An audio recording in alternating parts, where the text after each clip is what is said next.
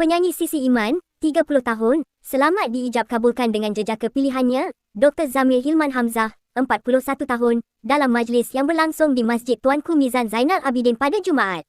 Sisi Iman atau nama penuhnya, Sisi Iman Muhammad Kamil dinikahkan sendiri oleh bapanya, Encik Muhammad Kamil Mustafa, dengan disaksikan ahli keluarga terdekat serta rakan rapat pasangan mempelai. Penyanyi lagu Mungkin Kamu, menerima mas kahwin berbentuk seutas gelang emas bernilai RM6,840. Dalam majlis itu, Sisi Iman menerima 5 dulang hantaran daripada pihak lelaki, yang dibalas 3 dulang daripada pihak pengantin perempuan.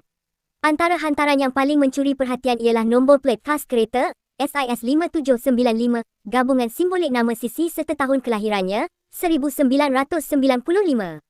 Bagaimanapun, jenis kenderaan yang bakal menggunakan nombor plat tersebut masih dirahsiakan serta wang hantaran tidak didedahkan atas permintaan keluarga. Sebagai simbol permulaan perjalanan bahagia mereka, pasangan itu turut menerima hadiah percutian bulan madu ke Rom, Itali.